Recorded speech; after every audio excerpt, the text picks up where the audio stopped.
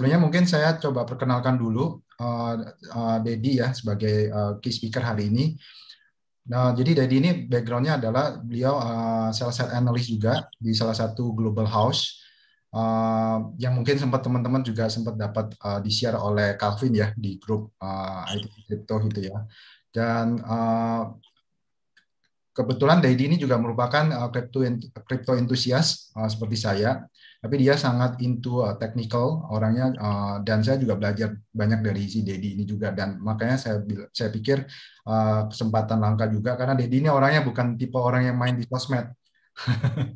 Jadi jarang-jarang untuk bisa ngajak Dedi di sini. Jadi dengan adanya semuanya serba digital, dengan adanya Zoom ini menurut saya ini merupakan kesempatan langka dan kesempatan yang baik buat teman-teman yang bisa langsung belajar dari salah satu expertnya juga. Oke, tanpa panjang lebar, the floor is yours, Pak Dedi. Buat ini ya. Thank you Herman. Ya, selamat sore semuanya. Mungkin sebelum saya start, saya kasih sedikit gambaran framework saya ya untuk trading dan invest di crypto gitu ya. Jadi kalau kita mungkin teman-teman semua udah familiar dengan technical analysis, lebih ke price movement, volume, moving average, indikator seperti itu. Tapi untuk crypto spesifik, sebenarnya technical analysis sendiri itu mungkin belum cover semuanya ya.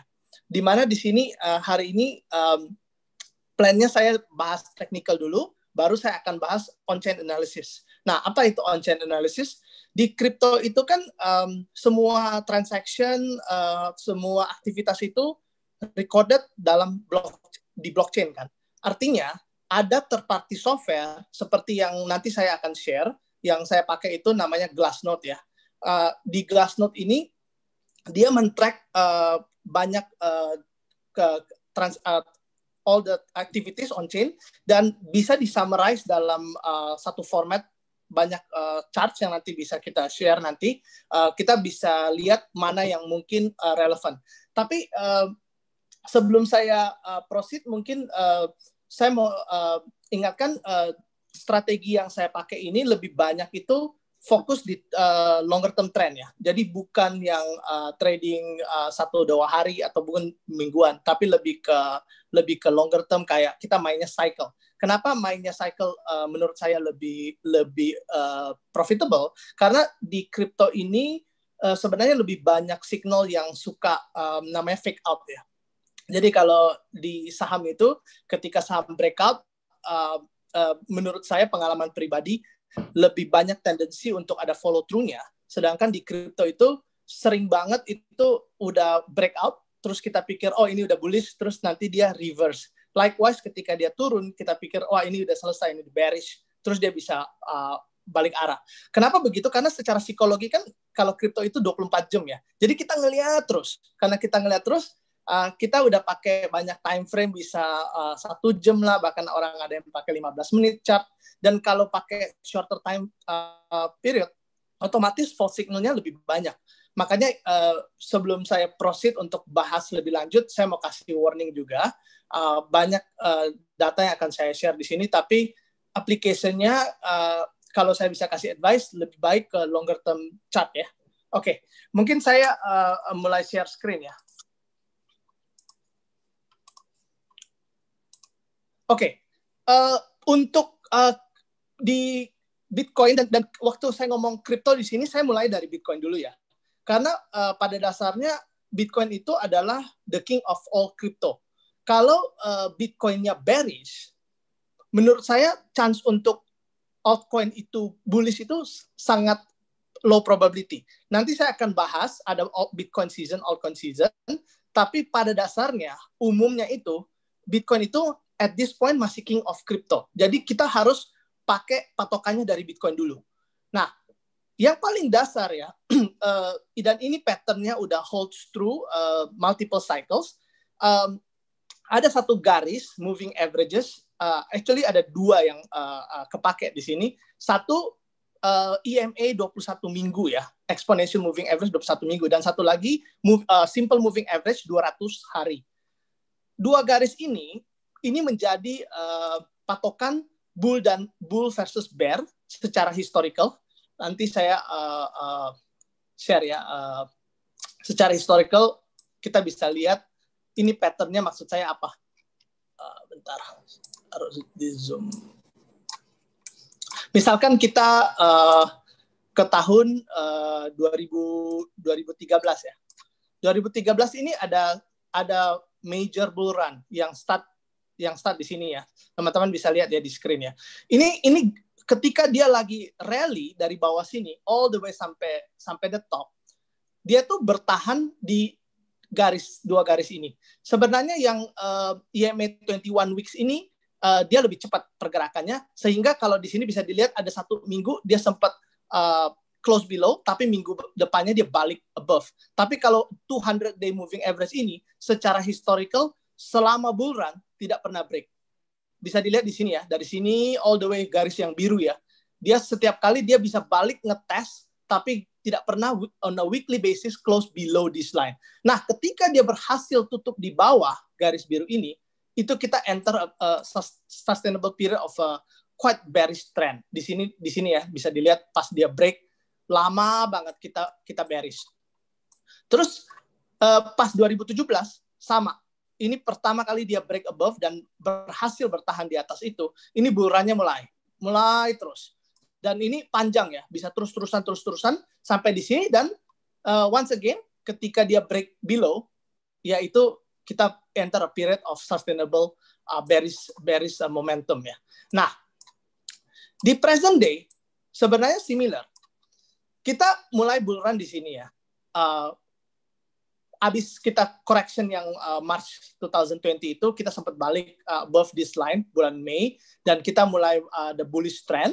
Dan bisa dilihat, teman-teman bisa lihat di sini ketika kita break pertama yang EMA 21 weeks dulu ya, kita udah below, ini orang udah mulai panik. Dan ketika kita below 200 days sampai saat ini udah berminggu-minggu kita masih below this two major menjadi resistance line ya, yang tadinya support line, dan kita belum berhasil tembus. Karena ini ketika kita break below ini akan menjadi very strong resistance untuk marketnya buat bisa ke climb above this line. Jadi cara pakai dua garis ini cukup simple ya.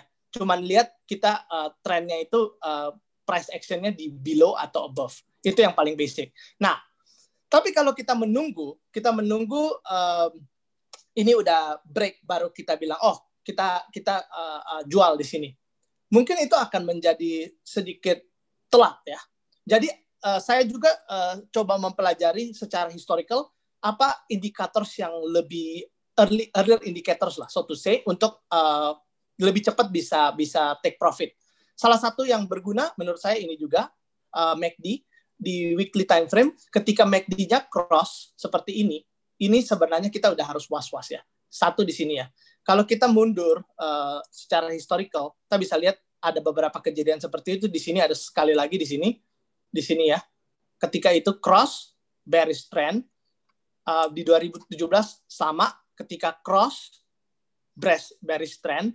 Jadi MACD ini salah satu indikator yang penting juga untuk dipakai. Terus ada apa lagi? Moving averages rata-rata paling kepake ya. Nah, kalau 200 days moving average mungkin yang hijau ini 200 days ya. Yang merah ini 50 days, 50, 100, 150, 200. Kalau 200 days ini terlalu telat, mungkin kita bisa berpikir kita mau indikator yang lebih cepat. Dan itu yang berguna di sini 50 days. Jadi ini 50 days moving average. Waktu kita udah break, di sini saya sebenarnya udah was-was. Tapi karena kita belum break below 200, saya belum completely out. Dari sini ini seharusnya ini posisi untuk udah harus take some profit. Di sini take more profit, dan di sini mungkin get out. Itu signalnya seperti itu. Nah, kenapa 50 days moving average ini penting juga ya? Kalau dilihat, sejak Oktober tahun lalu, kita tuh bertahan, ini menjadi satu support yang sangat kuat untuk price trendnya ya. Di sini balik, touch, rebound. Di sini balik, rebound. Di sini baru break. Dan ketika break, kita coba bangkit above, kita break lagi. Nah, disadvantage memakai 50-day moving average versus 200-day moving average, of course dengan shorter time frame lebih banyak false signal. Artinya ketika kita break below, belum 100% ini udah akan bearish, Tapi mungkin kita kalau panik di sini, kita udah exit completely dan kita balik begini. Dan nantinya kita bisa salah, dan kalau ini ternyata nggak turun lagi dan rally lagi, kita akan misal. Jadi strategi yang saya pakai sih sebenarnya di sini harus move in stages ya. Jadi 50 day to 100 day, 200 day, something like that. Tapi poinnya adalah moving average itu sangat kepake, MACD cross di weekly time frame sangat kepake. Terus ada apa lagi yang menurut saya berguna? Kalau saya analisa juga, yang kepake juga adalah RSI. Nah, mungkin teman-teman cukup familiar dengan RSI dipakai sebagai signal overbought, oversold. Tapi ada fungsi lain dari RSI yang menurut saya sangat berguna. Ini 2013, ini 2017 bull run ya. Yang penting di setiap bull run ini yang saya perhatiin dari RSI. Perhatikan ketika kita mulai bull run sampai end, itu RSI harus cukup kuat consistently. Nah, 2013, dia sempat, ini kalau saya gambar spotline, dia sempat break sedikit, makanya 2013 itu marketnya itu, nanti saya bisa bahas, apakah sekarang ini sebenarnya udah pasti bear atau belum tentu juga, karena ada kemungkinan kita kayak 2013, di mana kita rally, kita koreksi 80%, terus another rally. Jadi ini double dua tops ya, marketnya 2 kali peak. Itu dengan seperti itu, RSI-nya itu sempat turun di bawah, tapi bangkit. Kalau 2017, bisa dilihat dari awal sampai akhir RSI-nya bertahan terus di atas level ini ya. Nah, levelnya itu susah untuk ngomong exactly harus berapa. Tapi yang pasti dia harus ada satu support level di mana ketika dia mulai turun, marketnya mulai momentumnya hilang, ada yang support dan balik. Yang bikin saya sedikit concern dengan current run, kita break RSI dan di sini saya udah was-was break. Tapi nggak balik. Sampai sekarang nggak balik. Jadi ini kan satu fenomena yang berbeda dibanding the previous bull runs. Bahkan 2013, kita nggak, kita turun tapi kita baliknya lumayan cepat. Nah, ini bukan berarti udah pasti nggak mungkin balik ya. Bisa aja the next couple of weeks kita bangkit dan climb above this line. Tapi kalau mau pasti, mungkin kita tunggu ya sampai RSI-nya sedikit membaik dan berhasil tembus di support line, karena bisa dilihat ya ketika 2018 lihat ya ketika dia break ya, dia nggak berhasil balik. Kalau saya panjangin garis ini, bisa dilihat ini menjadi satu resistance yang nggak berhasil ditembus sampai di sini, which is 2019, panjang ya. Jadi bisa sustain period of bearishness. Nah, itu jadi recap ya, moving average, MACD, RSI. Oke, berikut mungkin saya ngomong sedikit mengenai Bitcoin and altcoin season. Jadi teman-teman mungkin udah tahu ya, selain Bitcoin itu semuanya Ethereum dan lain-lain itu namanya altcoin ya. Dan sebenarnya di kripto ini kalau di saham kan kita bisa ngomong banyak sektor dan mungkin ada gilirannya ya, komoditi lagi hot atau banking lagi hot dan sebagainya. Sebenarnya di kripto itu pertama yang harus diingat, king-nya itu Bitcoin. Kalau Bitcoin turun banyak, hampir nggak mungkin yang lain bisa naik. Tapi Bitcoin bisa sideways, tapi altcoin-nya rally habis-habisan. Nah, itu yang namanya altcoin season. Oke, cara kita ngelihat altcoin season itu ada dua cara ya. Satu, kita bisa Google yang ini altcoin season. Ada altcoin season index. Dan di sini bisa lihat, kita basically ada siklusnya gitu. Kalau ininya angkanya tinggi, artinya itu altcoin, angkanya rendah itu artinya Bitcoin season. Nah, yang penting dari ini selain kita harus bisa berpikir secara positioning kita mau ke altcoin atau Bitcoin, sebenarnya yang satu fenomena yang terulang terus, tapi belum aja banyak historical sih. When the bull market ends, hampir nggak mungkin kita di dalam Bitcoin season. Hampir selalu itu menurut saya pasti altcoin season. Kenapa seperti itu?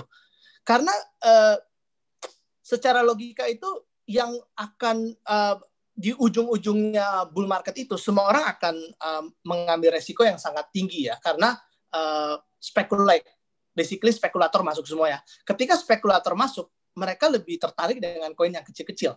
Sehingga ada satu fenomena di mana orang menjual Bitcoin-nya untuk beli altcoin.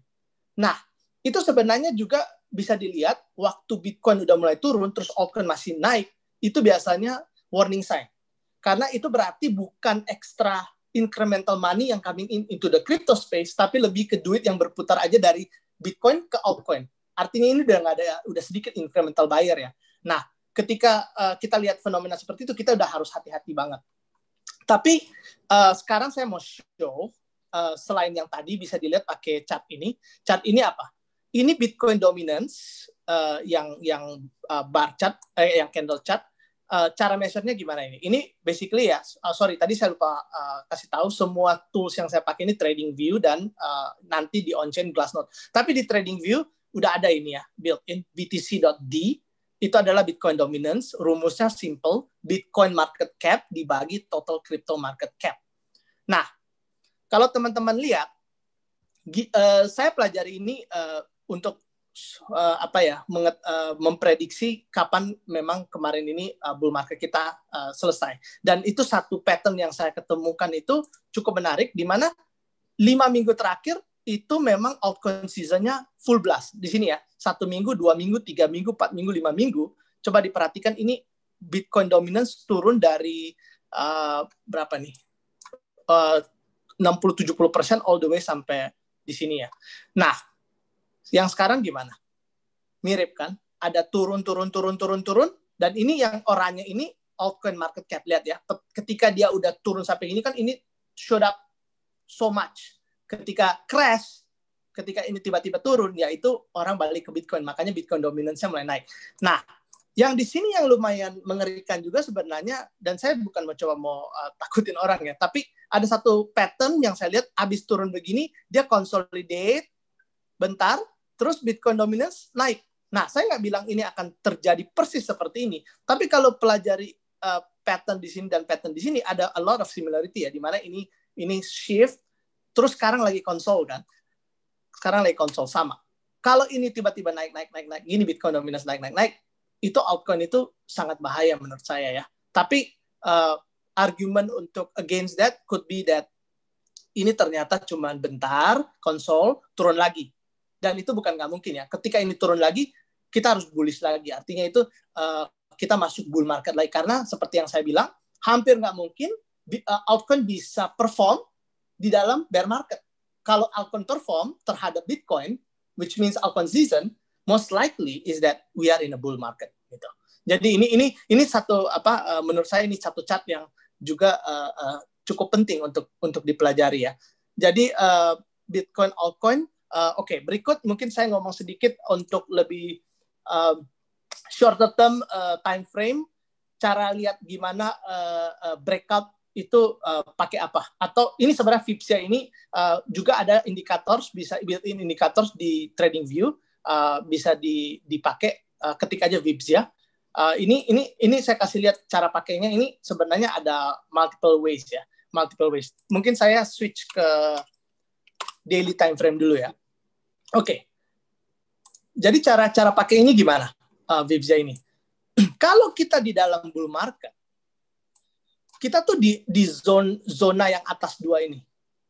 Dan quite rarely kita akan touch yang hijau sini. Ketika kita mulai turun ke bawah, kalau kita memang percaya kita masih bull, ini sebenarnya golden opportunity untuk beli. Tapi on the other hand, kalau kita turun di sini dan kita turun ke bawah lagi, nah itu udah saatnya sebenarnya kita udah harus bearish nih. Maksud mungkin untuk illustrate maksud saya gimana itu, saya coba kasih lihat apa yang kejadian di previous bull run ya, di 2018 ya. Oke. Ini ya 2017-18 ya. Jadi kita mulai rally dari sini kan. Ini bull udah masuk. Jadi kita transisi dari bearish zone, kita berhasil bangkit ke bullish. Ketika kita berhasil bangkit ke bullish, setiap kali dia turun ke area hijau ini, kalau kita add, kita akan make money. Add di sini, add di sini, add di sini, terus-terusan ya, begitu ya. Nah, problemnya ketika kita di sini kita pikir ini sama, kita add di sini dan dia break di sini, ini bahaya. Karena selama bull market, kita tuh jarang sekali masuk ke zona yang negatif, zona yang bearish ya. Tapi ini again, ingat time frame-nya penting. Ini daily time frame ya. Kalau kita pakai 4 hour, 1 hour, of course lebih volatile. Tapi kalau pakai daily, saya belum lihat, setidaknya di 2017 itu saya nggak lihat dia turun ke bawah sini dan berhasil bangkit lagi ke atas sini. Dia akan bangkit bisa mungkin technical bounce ke sini, tapi akan gagal terus balik lagi. Nah, sekarang kita gimana? Sekarang kita turun ke sini kan, tapi yang argumen untuk bilang kita belum tentu bearish itu adalah kita belum pernah close di bawah sini. Kita masih berhasil bertahan di satu support zone sini yang sangat-sangat penting menurut saya. Ini berhasil, oke. Tapi ini di level yang risky. Karena sekali kita kena sell off turun ke bawah ini, berarti kita udah masuk ke bear zone dan history might not have to repeat exactly, but kalau going back to what happened before, ketika kita turun ke bawah, kita udah susah bangkit ke level atas-atas ini. Jadi ini VIBZIA pakainya seperti itu. Nah, kalau kita mau pakai buat trading short term, walaupun saya jarang pakai ya, tapi saya cuman kasih contoh aja ya. Ini 4-hour chart. Perhatiin deh. Sejak kita turun dari atas itu, kita turun ke bawah dari atas ya. Kita stuck di sini. Kita mencoba bangkit. Tapi kita kena rejection. Nah, hari ini kita berhasil tembus nih level yang kedua dari bawah dan kita di sini. Tapi apakah ini udah cukup untuk bilang, oh ini udah bullish? Kalau misalkan orang yang main lebih short time frame, mungkin bisa aja ketika ini tembus trade ya. Tapi kalau saya pribadi nggak terlalu suka main short time frame. Cuman yang saya mau perhatiin ini, kalau ini bisa sampai ke daerah-daerah sini. Nah, ini di short time frame ke daerah sini, saya akan cross check, saya balik ke daily-nya seperti apa. Daily-nya itu menurut saya harus di sini. Baru kita bisa bilang ini most likely bull. Kalau selama masih di below this two zone, saya belum berani bilang. Ini lebih ke neutral bear, ini ke neutral bull, dan ini bull, ini bear. Saya baginya seperti itu sih untuk VIBZIA ini. Oke. Ada beberapa indikator lagi, saya mungkin nggak ada waktu untuk go through, tapi saya mention aja Pi Cycle Top, Logarithmic Growth Curve, itu teman-teman bisa cek, semua ada di TradingView, tapi for the interest of time, mungkin saya sekarang udah selesai di bagian technical, saya bahas on-chain analysis ya. Oke. Jadi, sorry, sebelum go to on-chain ya, mungkin gue penasaran mungkin buat mewakilin pertanyaan ke anak-anak juga ya. Baik. Nah, kalau misalnya nih pertama nih terkait dengan Bitcoin dan altcoin season gitu kan. Tadi kan kelihatan bahwa Bitcoin market cap dominance itu kan lama-lama ini kan itu kan kalau dipikir itu kan menunjukkan bahwa seberapa kuat Bitcoin itu representatifnya terhadap semua crypto market cap gitu kan. Dan benar. Kelihatan dulunya kalau gue personally juga gue pikir mestinya 40% itu udah ada bottom, dan ternyata beberapa kali recently juga masih continue to decline gitu ya. Nah, apakah itu bisa ini nggak ya, menurut bisa break bahwa relevansi Bitcoin itu jadi less and less relevant to other altcoin. Jadi altcoinnya masih jadi bisa gerak continue to rally sendiri gitu. Karena ini kan jadi lama kan jadi less relevant. Yeah. Good question. Dan ini very subjective dan susah untuk definitely have a quantified way to say, oh harus angkanya berapa ya. Itu very subjective. Akan tetapi yang 100% menurut saya kejadian pada saat altcoin dominance naik di sini adalah over speculating kan. Karena kita tahu kripto yang nggak ada intrinsic value di sini naiknya gila-gilaan gitu ya. Sama seperti di sini. Artinya apa? Artinya memang altcoin ini level stabilnya ini secara persentase terhadap crypto market cap mungkin masih bukan di 40% gitu ya, masih less than that. Nah, kalau in the future DeFi menjadi besar, even NFT menjadi besar dan banyak use case untuk the rest of the coins, I agree that Bitcoin dominance itu in the long term settle-nya bukan di level sini, mungkin lebih rendah, bahkan mungkin bisa ke 30%.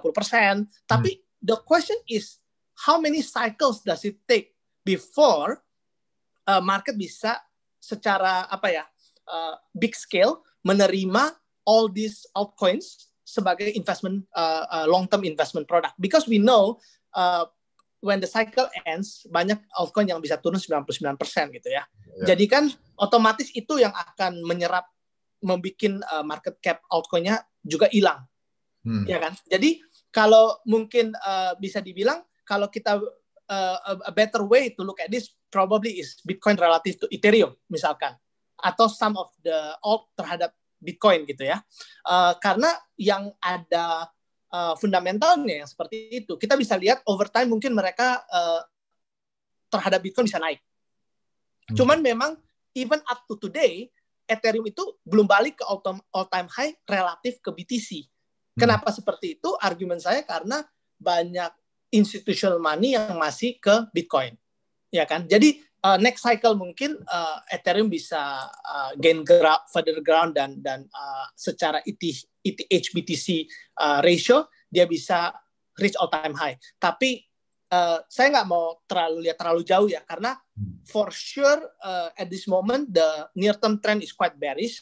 Untuk terlalu bullish di altcoin itu menurut saya risky ketika trennya itu nggak jelas bullish. Oke. Got it, thank you. Ya. Ini, sekalian ada yang nitip pertanyaan nih dari siap. Lucier ya. Kalau dibandingin dengan cycle 2013-14 gimana ya? Kalau cycle 2013 belum ada altcoin, that's the problem kan. Jadi kita nggak bisa perbandingan itu. Tapi kalau specific to Bitcoin, cycle 2013, kita bisa lihat yang tadi saya sempat mention, kita make double top di sini, rally, terus kita correction almost around 80%, baru rally lagi. Jadi cycle sekarang itu yang kita harapkan seperti itu ya. Maksudnya correction ini cuma temporary, terus kita naik lagi fourth quarter atau next year first quarter kita rally lagi, make another top.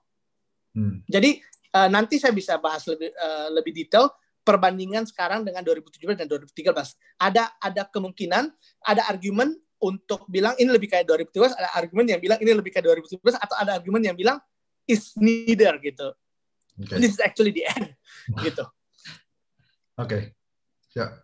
Go ahead. Thank you. Oke, siap. Sekarang saya move on ke ini ya, ke on-chain analysis ya. Karena on-chain analysis ini juga sangat berguna. Nah, tools yang saya pakai ini Glassnode.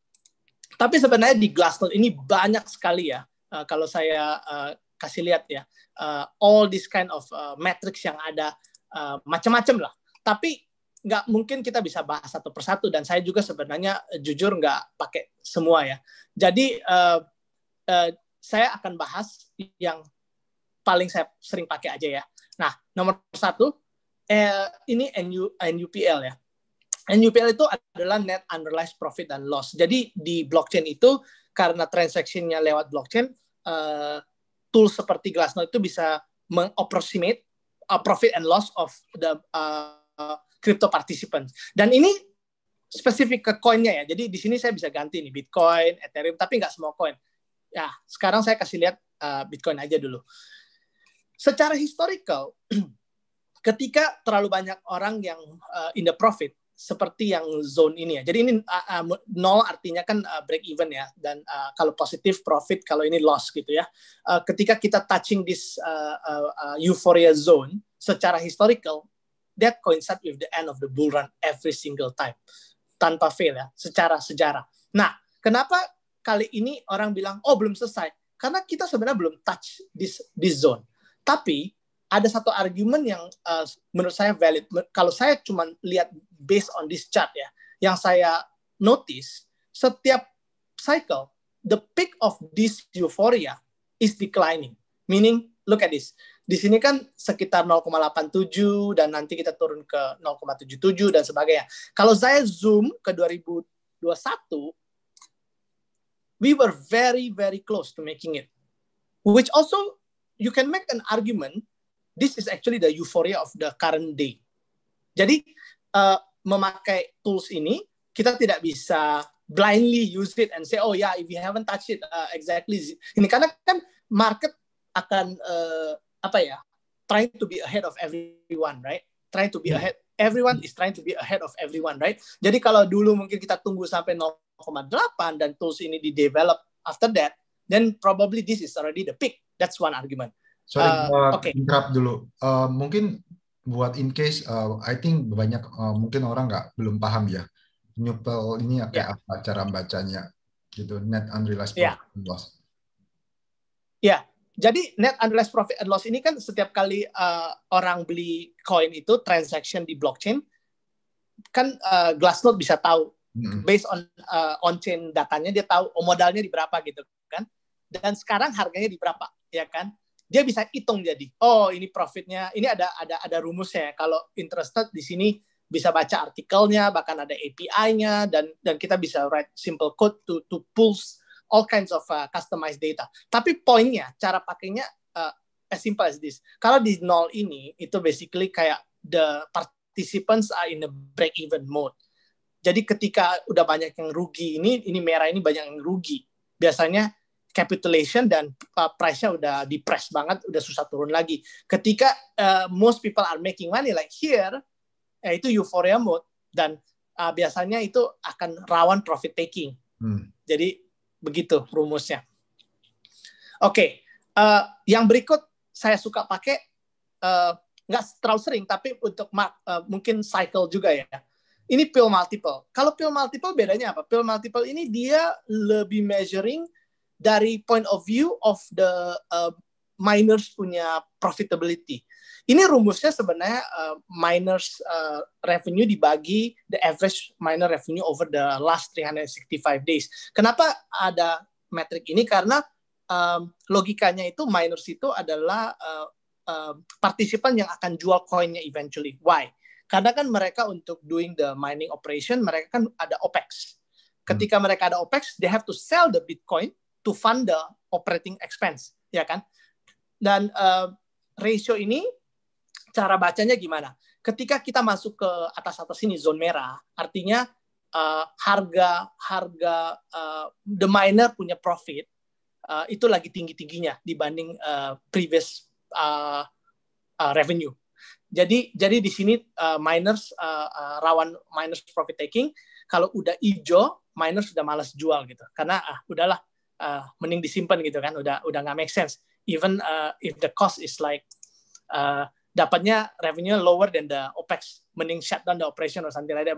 But the selling pressure from the miners will be very low here. Nah, makanya ini orang ada yang mulai mau coba bullish karena kita mulai masuk ke zone hijau ini loh. Karena ini kan berarti minersnya udah profitnya udah mulai berkurang nih.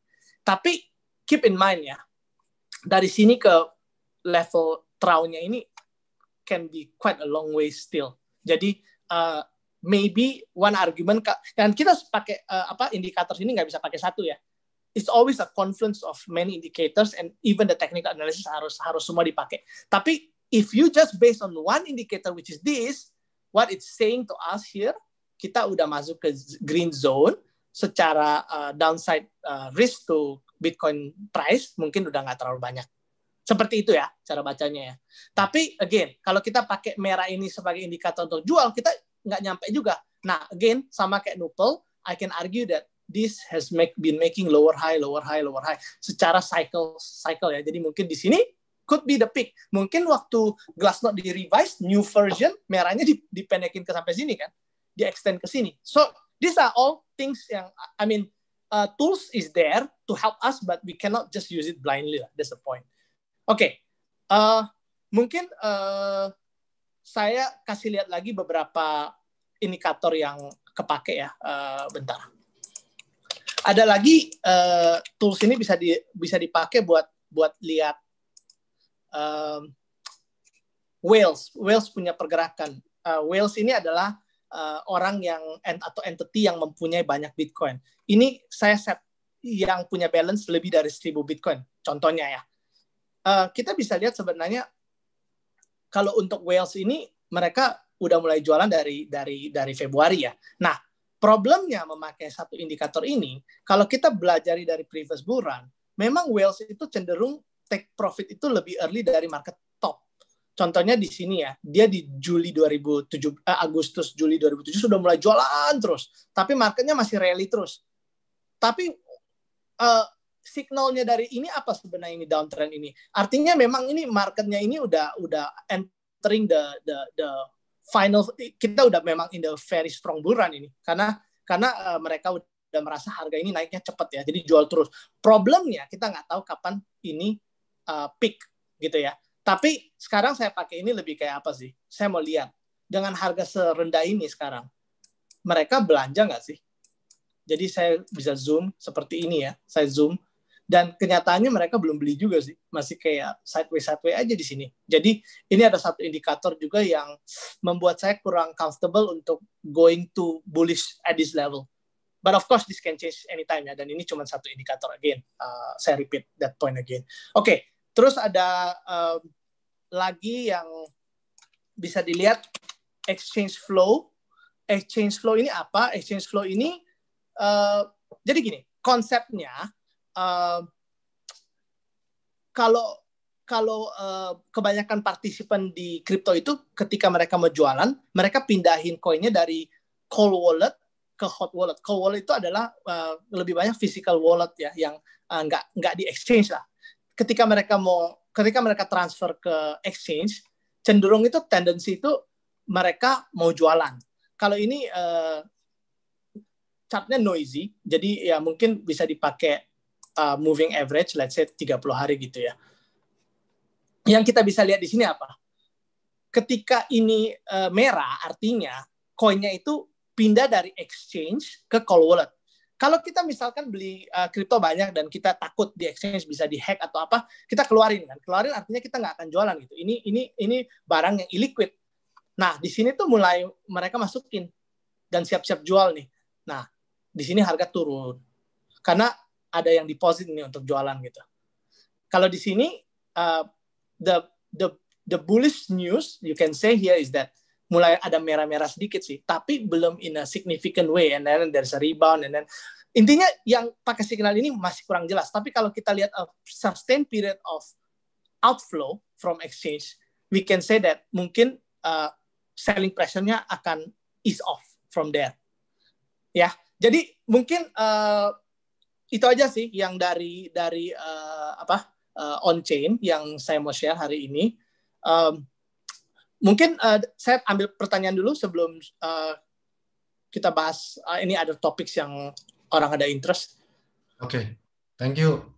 Jadi I think it's very insightful. Mungkin buat teman-teman kalau ada yang mau tanya boleh langsung tulis di chat box-nya atau mungkin boleh tekan raise hand button kalau mau langsung tanya live di sesi ini. Jadi ini sesi yang menarik ya. Jadi nah sebenarnya tadinya gue ada satu pertanyaan lagi ya yang menurut gue kalau gue lihat kan kayak tadi itu masih terkait dengan altcoin season dibandingin Bitcoin season. Nah, kalau dilihat dibandingkan tahun 2017-18 bear marketnya kripto kan pada waktu itu kalau gue ngeliat kan memang lebih banyak kejadian crypto hacks ya, banyak hack kan kemudian di tahun 2017 emang. Jadi itu yang determine secara fundamental ya, of course market confidence-nya itu benar-benar gone lah karena lebih gedean yang kena billions dollar yang kena hack gitu kan, dan terutama banyak kejadian di some of the European dan Jepang ya. Nah, kalau melihat sekarang itu kan mungkin the fundamental yang bikin separah 2017 kan mungkin nggak sampai segitunya kan bro ya. Dan ini udah, dan kalau kita lihat di tahun 2017-18 itu kan mungkin turunnya kan bisa kayak 80%, 90%. Kalau sekarang gue lagi mikirnya ini kan mungkin udah turun 50% gitu kan from the top. Benar. Ya, nah, what are the downside risk ya yang menurut lu bisa justify apakah bakal repeat 2017 gitu? Oke. Siap. Saya kasih lihat certain chart saja ya untuk support the argument of kenapa I think kalau ngomong dari sisi downside itu susah ngomong bisa berapa jauh. Tapi gini, paling basic saya buka Ethereum aja ya. Ini di saat awal tahun harga Ethereum itu baru 900-an. Oke. Kalau kita mundur ke March 2020, harga Ethereum bahkan sempat $90. Sekarang benar udah turun banyak. tapi masih $2.000. Oke, fundamentals, yes, all this. Tapi apakah fundamental ini juga menjustify this kind of crazy run up? Jadi kan, we have to admit, the market will not be this crazy unless there is speculators. Ya kan? Yeah. Kalau sekarang misalkan kita reset semua altcoin balik ke year to date 0 aja, masih banyak downside. Saya bikin list ya, terus lihat satu persatu yang coin yang ada fundamental, dan saya bikin basket untuk shopping gitu. Tapi banyak ini, problemnya ini, naiknya memang terlalu gila juga. Yes, there's fundamental, tapi ketika kita zoom out dan kita ngelihat chart seperti ini, we can say that turunnya sebenarnya belum segimana dalam. On the other hand, kalau kita lihat Bitcoin, terhadap harga di akhir tahun, kita sebenarnya nggak jauh, ya kan? Ya. Awal tahun itu di berapa? Altcoinnya yang lebih gila gitu kan maksudnya? Iya, jadi the point is that yes, you can argue all the fundamentals. I don't disagree. The problem is that we cannot put a value even with all the fundamentals. Seharusnya ini berapa, ya kan? Karena ketika market itu over bullish dan mulai crack, walaupun barangnya itu ada fundamental, ya misalkan kayak contoh Tesla lah, kalau market tiba-tiba bearish, dia turun itu dari peaknya berapa, $900 whatever, it's not impossible that it can drop to like 300 misalkan, ya kan? Yeah. Jadi ini lebih ke quantification yang susah.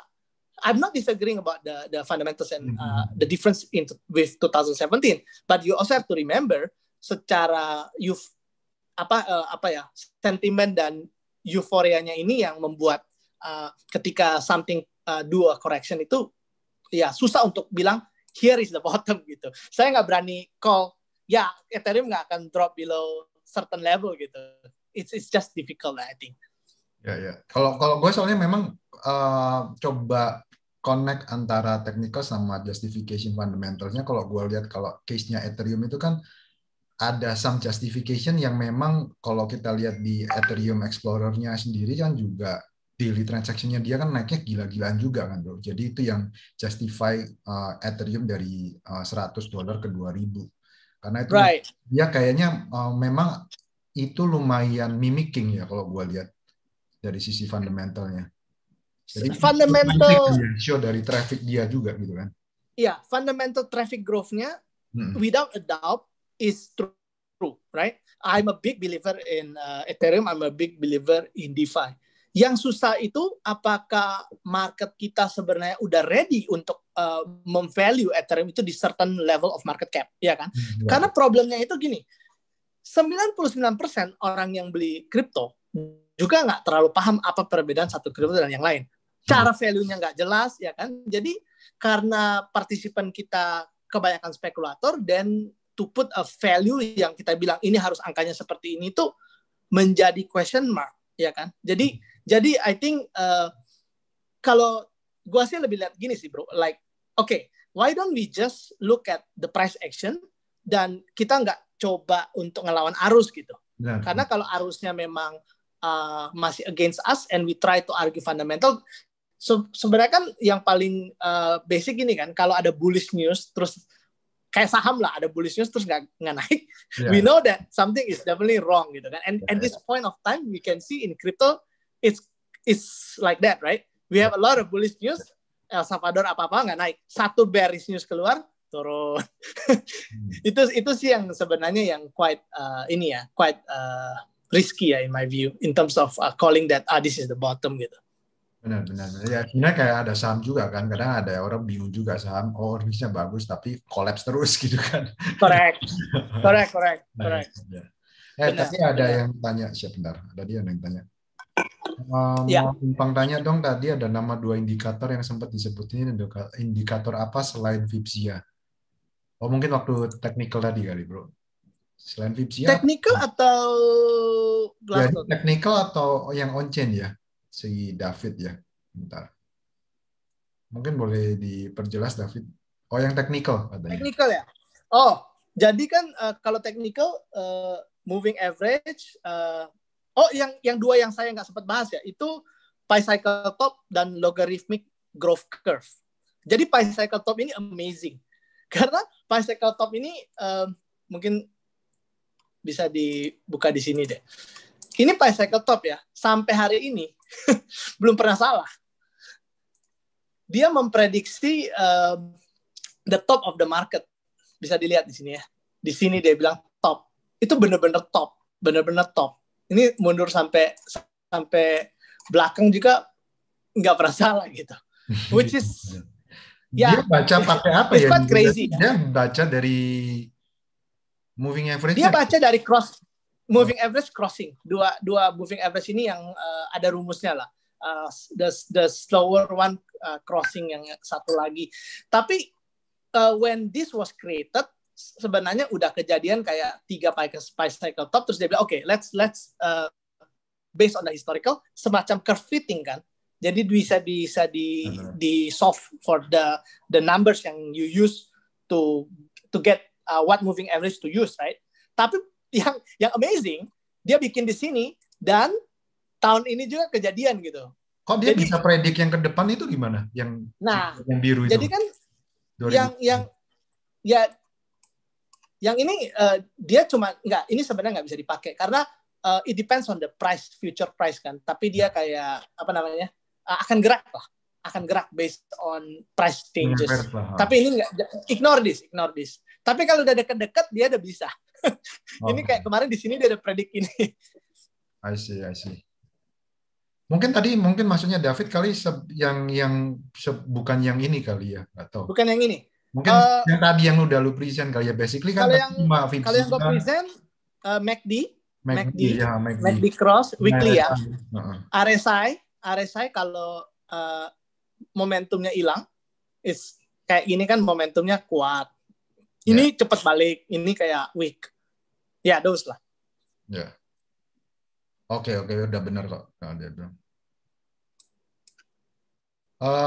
Kalau ada yang mau raise button, langsung live tanya, boleh ya, silakan. Jangan malu-malu. Ini ada yang tanya lagi, siapa ini? Bentar. Yang satu tadi, logarithmic apa, Ko? Logarithmic growth curve ya. Jadi, logarithmic growth curve ini, cara pakainya sebenarnya cuma buat dia juga kayak semacam ini ya. Coba saya nggak bisa zoom. Dia kayak rainbow itu sih. Bentar. Nggak tahu tiba-tiba ininya nggak gitu muncul ya. Tapi dia lebih ke ini sih. Mungkin bisa Google, tapi dia akan kayak keluar semacam level-level resistance sama supportnya gitu. Terus kelihatan aja ini apakah udah hitting resistance atau enggak. Tapi nggak tahu kenapa ini hari ini I'm trying to use it. Coba ya. Dia kayak nggak muncul garisnya. Ya mungkin next time lah I can show. Tapi ini nggak, for some reason nggak working. Oh, ini ada pertanyaan dari si Lau ya tadi. Bentar. Iya. Sore bro. Hey, gimana? Halo. Suara gue jelas gak? Sorry, gue jelas. Agak bingung ngetiknya gimana nih, soalnya kalimatnya susah dikalimatkan gitu. Berkabar, moga-moga semua sehat ya. Thank you banget Herwan, Pak Herman, Kristiadi, siapa namanya si Dedi ya. Thanks for the presentation, very insightful. Gue sebenarnya ada another question, tapi since tadi we talk about Pi cycle top, penasaran aja bro, ada Pi cycle bottom nggak? Nggak ada. Kenapa? Maksudnya, I mean you can reverse semua hitungan itu kan pasti ada formulanya, tinggal di reverse kan, diedit itunya, emang nggak bisa? Soalnya Pi cycle top itu rumusnya juga di-create based on ini ya, curve fitting ya. Jadi kan dan orang kan lebih, maksudnya historical itu kan ada beberapa peak yang udah kejadian kan, terus jadi mereka bisa hitung kalau ini karena kan long term trendnya kan naik bukan turun kan. Jadi lu lebih bisa create that. Yeah. Oke. So my question tuh begini bro,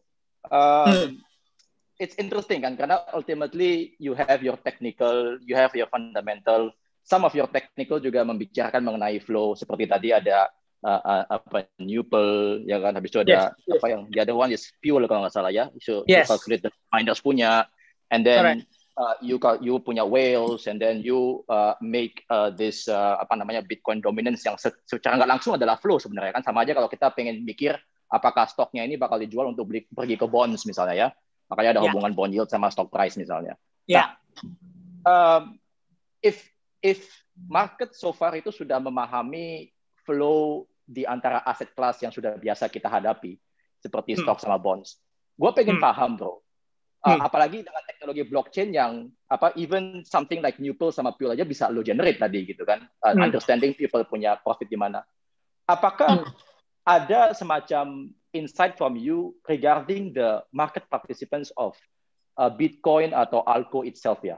In term of di pembagian antara misalnya insti sama non-insti, atau miners tadi misalnya Fuel. Why should I trust Fuel? Apakah miners punya contribution to the overall market cap atau to overall misalnya purchases itu misalnya 80%, sehingga whatever they decide. Nah, on the other hand tadi ada whales di mana whalesnya turun tapi marketnya masih naik gitu. So I'm trying to understand not much the technical atau fundamental, tapi the flow part sama the portfolio dari pemain-pemain di Bitco sama Alco itu gimana, bro? Good question.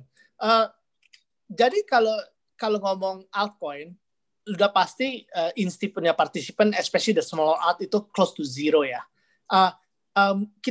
Dia nggak bagi altcoin, insti atau retail, tapi ada something called realized cap hodl wave. Ini di blog Glassnode juga bisa dibuka. So what it is actually, jadi tadi kan lu bisa lihat ya, pembagian dari sisi number of coins each address owns ya. Jadi di situ lu bisa create chart juga kayak misalkan percentage yang punya banyak sama percentage punya dikit. Nah, the other way to look at it, percentage yang udah hold the coin, old coin, like dia udah hold more than 10 years, 7 to 10 years and so on. Jadi ini lebih kayak short term holder, long term holder. Ini juga bisa dilihat. Gitu. Tapi ini nggak bisa buat every coin ya. Jadi kayak Glassnode cuma ada the big ones. That's the problem. Makanya gue bilang kayak yang smaller alt itu ya lu bisa asumsi itu mostly masih retail lah. I see. And what about Bitcoin, bro? By chance, do you have an insight of kira-kira? Gue nggak tahu apakah bahasanya insti atau non insti yang benar. Tapi you know what I mean, right? Basically that big whale versus the small one. Bitcoin itu seperti apa ya? Well, at this point, gue nggak gitu ngikutin, to be honest. Yang what I know is tadinya kan proxy-nya kan lewat the grayscale kan. Tapi I'm not sure ya kalau ada better metrics at this moment. Ada yang tahu mungkin, I don't know, of ways to look at insti punya ini. Tapi kalau kayak lu pakai grayscale as a proxy, then you can see mereka itu tiap kali beli jual kan ada I don't know about selling ya, tapi buying itu kayak mereka add. Jadi lu bisa lihat dia nambah terus nama koin apa segala macam. Tapi to be very perfect on the insti ownership berapa persen and the move itu so far belum ada. But one thing you can say probably as a proxy is kalau address-nya besar ya, maksudnya jumlah koinnya besar, it has to be like insti like, right? It has to be like insti like. Yeah. Okay. Last question. Boleh nggak, Herman? Last question ya. Boleh, silakan. Kebetulan I had this ya biasa lah. I'm sure semua orang berdebat mengenai everything gitu ya, on stocks, on Bitcoin, on Alco dan lain-lainnya. Nah, saya tentunya in a conventional asset class kita kan terbiasa dengan ada stock market sama ada forex gitu. Jadi at least those are the two things yang banyak orang lebih tahu gitu ya. Dan approach dalam menggunakan technical analysis, apakah menggunakan MA, relative strength index, gitu, index atau moving average, convergence, divergence seperti MACD gitu, tentunya berbeda-beda antara stock dengan si forex ini. Nah, my debate was with this particular person, this particular gentleman adalah bahwa the way you should look at Bitcoin atau cryptocurrency in general itu adalah bukan seperti stocks. Approach apapun tuh, approach fundamentalnya atau approach teknikalnya harusnya bukan seperti stocks, tetapi harusnya seperti foreign currencies. Seperti when you want to analyze apakah US dollar akan melemah atau tidak. Atau nah, what do you think that on that point? Okay, not exactly right. Okay, let me try to explain. Jadi di crypto ini pertama kita harus understand that while everything is named cryptocurrency, not every single crypto itu behave like a currency. What I mean by that. Jadi misalkan gini ya, there's some argument that kalau satu aset itu nggak ada earnings, then it's worthless, right? Some people will make such an argument, but gold doesn't generate earnings too, kan? Nah, is gold worthless? Not necessarily. Jadi Bitcoin ini kan lebih kayak gold. Value-nya Bitcoin itu berdasarkan the limited supply and network effect. Karena orang udah menerima, terus ini very secure, proof of work is the most secure consensus mechanism that is available right now, and that's why it's used so much electricity. Sebenarnya electricity yang dipakai itu untuk men-secure the entire system. Kalau listrik yang dipakai dikit, artinya someone with enough hashing power will be able to have the 51% attack and hack your system. Kalau listrik yang dipakai banyak, lu harus mendominate 51% of the hash power, which is virtually impossible. The amount of electricity you needed and the hardware and everything, ya kan? Nah, jadi value proposition Bitcoin itu lebih ke security side and a storage of value. On the other hand, you have Ethereum, di mana value proposition-nya apa? Dia membuild satu ekosistem di mana the biggest use case at this point is DeFi, kan? Kalau lu pakai DeFi dan lu you as the you create a coins yang do some DeFi, you need to write smart contract. Ketika you write smart contract, currency yang dipakai di ekosistem Ethereum itu adalah Ether. Jadi lu jual beli pakai currency itu, sehingga supply and demand of the Ether currency itu yang mendetermine value-nya eventually. Kan? Nah, tapi you can argue it's almost like an equity. Why? Because ini kan kayak lu ibarat gini ya, lu bikin satu software seperti Instagram, ya kan? Terus lu bilang oke, Instagram untuk do any activities bayarnya pakai satu currency yang mereka create. Tapi Instagram bisa add features kan? Add features like a software, right? Like an equity kan? Ketika lu add features, then the demand for that currency will increase, right? Jadi ini ada satu perbedaan gitu. Jadi the question is how to analyze this in terms of the fundamental. It's almost like how to analyze stocks based on different sector. You can't put everything. You can't universally look at one way. Oh, lu misalkan banks lu lihat price to book, ya kan? Terus ada saham yang nggak ada earnings, tapi they are solving everybody's problem like Gojek or something, and cara lihatnya akan berbeda gitu. Jadi cryptocurrency is like that menurut gua. Kalau ngomong technical analysisnya, yang menurut gua paling useful so far is just to study the historical pattern. Until the historical pattern breaks, I'm gonna believe that it will remain pretty much the same or similar lah. Itu my take on that. Very clear, bro. Very clear. Thank you very much. Thank you. Thank you. Yeah, I think that's a very common argument dan discussion sih. Memang banyak orang pada bingung, banyak tanya tentang itu. Mungkin kalau aku boleh tambahin dikit aja, mungkin kayak kemarin kita sempat discuss, Dedi. Mungkin karena waktunya terbatas, mungkin itu bisa aku coba bahas di next session kali ya nanti. Jadi memang nggak semuanya entirely kayak forex, benar kata Dedi. Karena crypto itu juga ada macam-macam. Ada crypto as a security token atau utility token, dan ada beberapa jenis token juga gitu. Dan it's a different animals gitu ya, basically. Jadi cara bacanya, analisanya memang beda. Cara lihat sektor wise-nya. Dan I think kalau chart technical, at the end of the day menurut gue juga I entirely agree sama Dedi. Technical itu kan hanya untuk membantu kita. Tadi soalnya ada yang tanya kan. Jadi ini ada yang pertanyaan menarik juga tadi bro di chat box ya. Jadi kan dia bilang siapa yang tadi yang tanya ya. Bentar gue bacain ya. Nah, IS ini nggak tahu siapa. Tadi kan dia bilang bahwa, lu kan bilang bahwa banyak spekulan yang tidak mengerti dan mengikuti gosip yang hot jadi dia tanya apa gunanya dianalisa gitu kan. yang tentunya untuk invest jual ya, gua bantu jawab di chat sih tadi, basically buat in case teman-teman juga mempunyai pertanyaan yang sama.